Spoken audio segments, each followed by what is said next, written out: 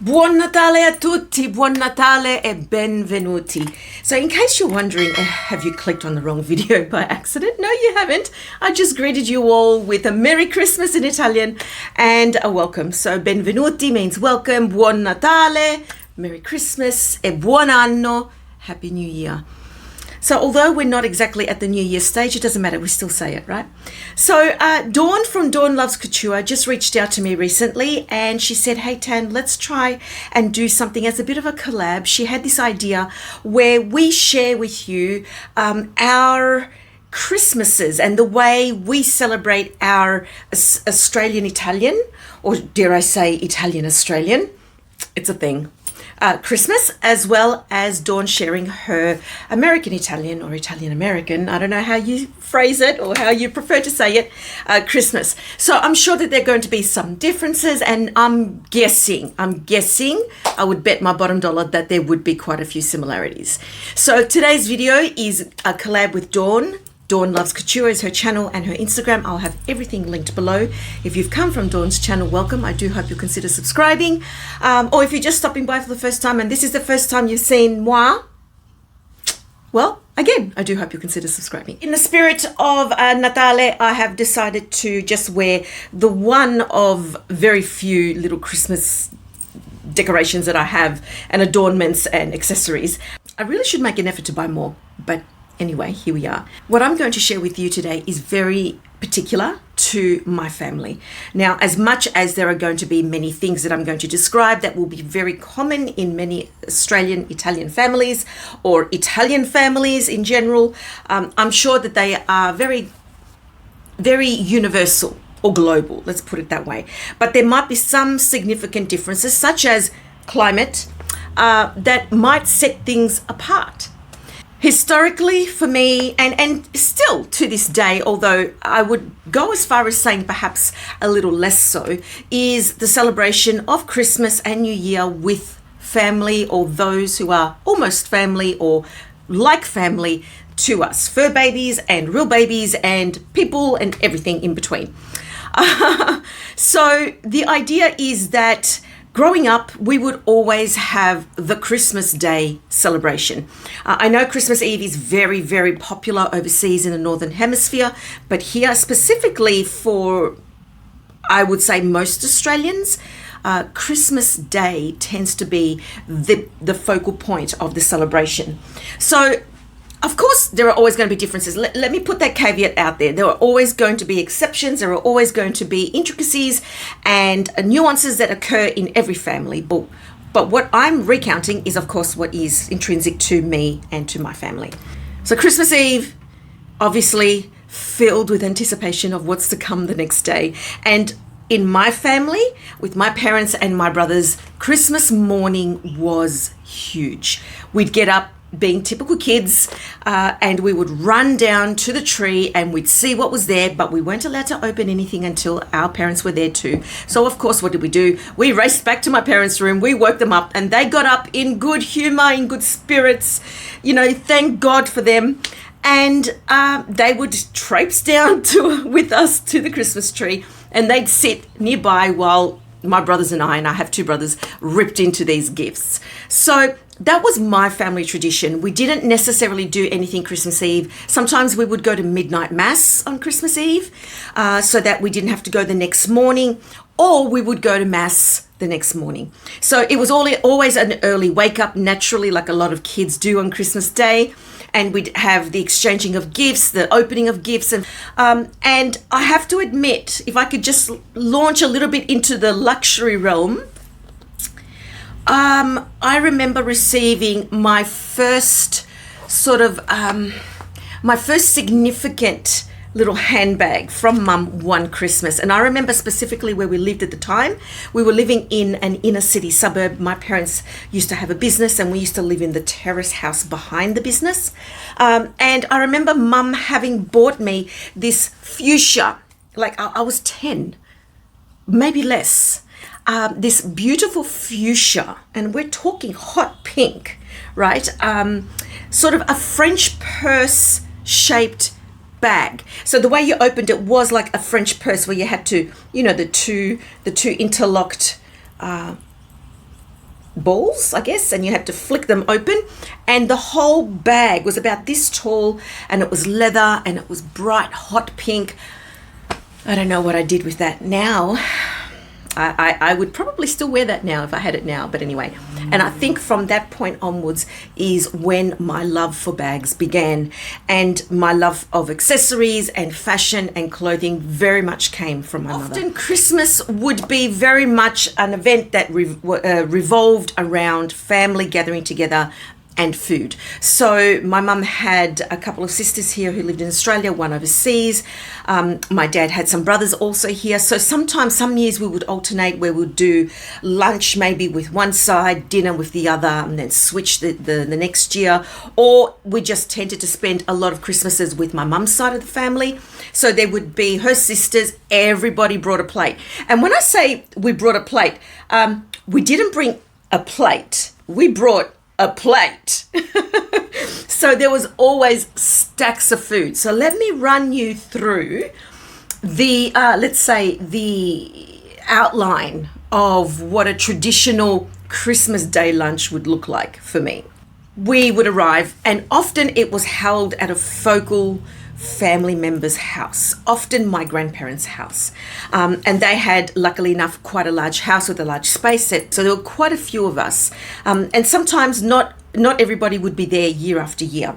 But we would arrive, there would be the popping of champagne, there would be biscuits being shared, there would be amaretti, there would be biscotti, there would be pizzelle maybe, and I'll have images of all these sweets here on the screen. And then there were other things as well. So sometimes, depending on whose house we were going to and what time we got there, we would also be making something known as zeppole.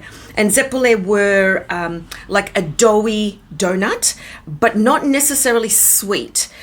They were shaped round, circular like a donut, and sometimes they could be made savory. So I know my ex-husband's family tended to favor the savory ones. So they would be made with dough and then fried in oil, and in the dough there would be sardines put into them, or sometimes they would make them sweeter and they would put some sultanas in them. But the idea of those was that you cooked them then and there, and you were supposed to eat them warm, because as they cooled down, they got tougher because of the nature of the dough. And depending on which part of Italy you come from, they would be given different names. So my dad was from Calabria, my mum comes from Foggia in the Puglia region, dad was from the toe, the tip of the boot, basically. And so from his town and in his dialect, they were known as and called Zippoli. I think the correct name is Zeppole. My ex-husband's family used to call them something else. I think they used to call them curicchi, something like that. Now, to a lot of you, these words are going to sound very bizarre and very strange, but some of you may be Italian. You may recognize some of these words. So, arriving, we would probably have something along those lines, some sort of a sweet, a champagne, chocolates. Let's just say that the eating did not stop. So you didn't want to have a hefty breakfast, let's put it that way. There was no sort of cook up, fry up. There was no big pancakes and no. You just avoided that. If anything, you had a black coffee and you prepared yourself for the onslaught. And then everybody would be helping, everybody would be putting the plates together, doing some last minute cooking, preparation, whatever the case was. Kids would be running around crazily outside. Let's not forget, I'm in Australia. So often Christmas would be hot. And I have distinct memories of sweltering hot Christmas days. Let me tell you. Wow. And then sometimes it might rain, but my memories of Christmas as a kid were of hot Christmases. And then often the next day, Boxing Day or a day after, we would have downpours. It's as if that extreme heat evaporated all the water up into the clouds, and then they just dumped them the next day. They dumped the water. But anyway, that was just like an image I had in my mind. So then we would sit down, and often the first course would be some sort of antipasto, and we would have a mixture of antipasti meats, salumi. You'd have marinated olives, marinated capsicum. Often those pepi rostiti, if you're Italian you will know what I mean, would be homemade. We would have different types of cheeses, but predominantly Italian cheeses, bocconcini. We would have, the buffalo mozzarella. We would have normal. We would have slices or pieces of different types of Italian cheddar type cheeses, the firm yellow cheeses. Anyway, and then that was often had with bread. Growing up as an Italian, we didn't have crackers with cheese. Certainly we do now, and that's something that I learned as we moved on. But if we had cheese, we either just had it with some fresh mortadella or with some fresh prosciutto or with some fresh ham of some sort, and you just eat them together like that, or you'd have that on some beautiful fresh pasta dura bread or possibly focaccia bread, but more often than not it was on some sort of pasta dura. And the pasta dura bread is like a really, really crunchy outer crust and then soft, fluffy inside.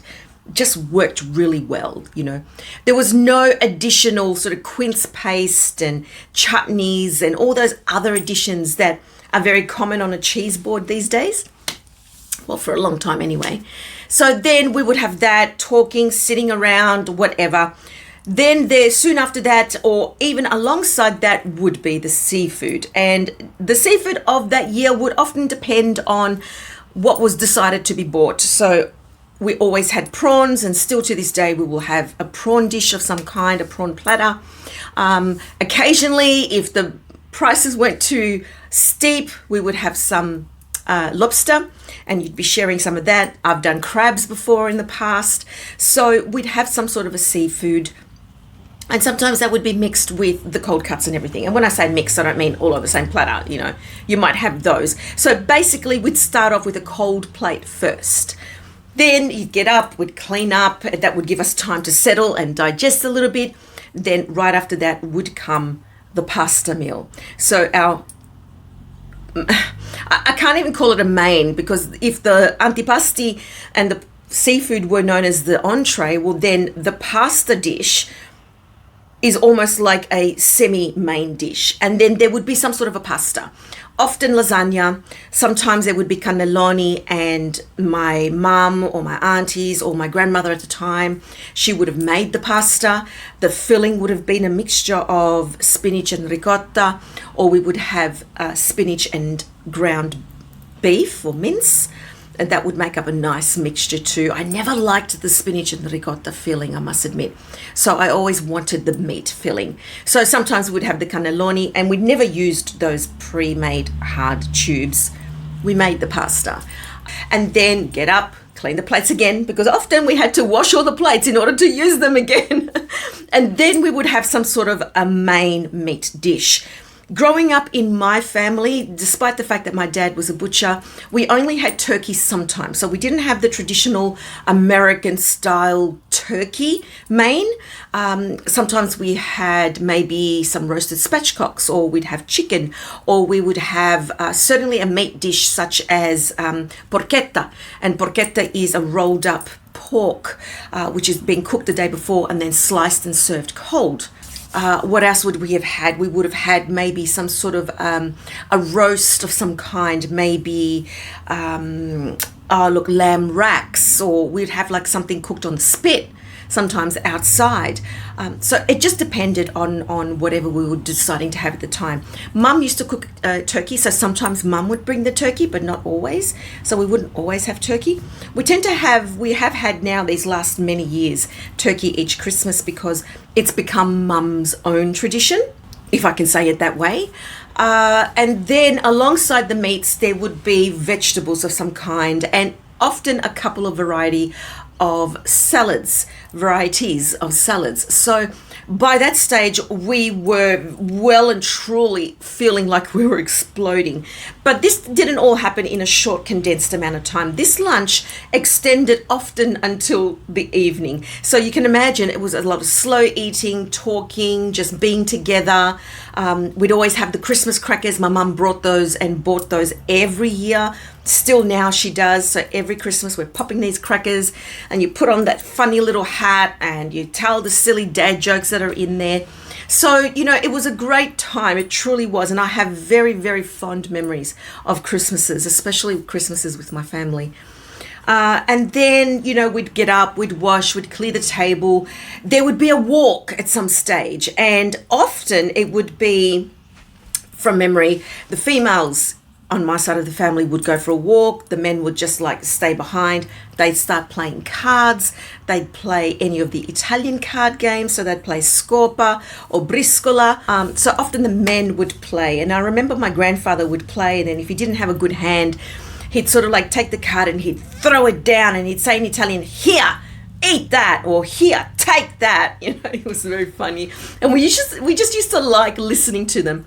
And more often than not, the men, being in a food coma, would fall asleep. I know a lot of what I'm saying is probably very, very typical of a lot of Christmas gatherings. There would be inevitably a fruit platter of some kind. There would be a dessert. Now, the dessert, being in an Italian family, tended to be a traditional type of dessert. So we would have an ice cream, and the ice creams could vary from anything from la cassata, I'll have images showing, bacio ice cream, we might have a tartufo ice cream. And, you know, you'd always sort of wonder, what did the adults buy? Which ice cream are we going to have? And as a kid, I never liked the cassata ice cream because that's the one sort of shaped a bit like a boat, because, you know, it had a bit of nougat in it, had a vanilla base, it had chocolate, and then it had like a cherry, almost like a cherry ripe filling. And I just didn't have the acquired taste for it as a kid. So we always wanted the tartufo, which was the rounded, scalloped, rounded one with the hazelnut on top and, you know, a layer of firm chocolate on top, and or the bacio. Was that? No, tartufo had the sprinkles, and the one I just described was the bacio ice cream. So, yeah, you know, like we always had that type of thing. My mum started her own tradition, which was quite traditional, and she used to make a Christmas pudding and also Christmas cake. And she's done that for as long as I can remember. So we'd always have some sort of Christmas pudding with a warmed custard on top, and her Christmas cake. And her Christmas cake had enough brandy in it that it would last the whole year. So that was that. And then, you know, the Ferrero Rocher chocolates would come out, more biscuits, more pizzelle, more biscotti, you know, like that type of thing. But by that stage, we're unwinding. So the black coffee, l'espresso would be being made. Everyone would be having a cup of espresso. Sometimes you'd have something with a milk, but traditionally the milky coffee you have in the morning. And then with your cafe, you would add a little extra to the cafe, and you would have what was known as a caffè corretto, which is a correct coffee. And that would often be a short black with some grappa, often made by my grandfather or one of the uncles or my dad. And you'd have that. Or if you didn't want to have the coffee with the grappa or anything, because that was supposed to help you digest, we would have un digestivo, which is a type of bitters. It's like a really bitter herbal type of alcohol. Often the base would have been something like grappa or a vodka of sort, some sort of like nearly 100% alcohol, if you can imagine. And it would have sort of herbs and greens put in the bottle. I remember my grandfather used to call it la centerba, which is the 100 herbs. And that was supposed to help, like it would burn going down, but it was supposed to help with the digestion. There was no such thing as green tea or peppermint tea there.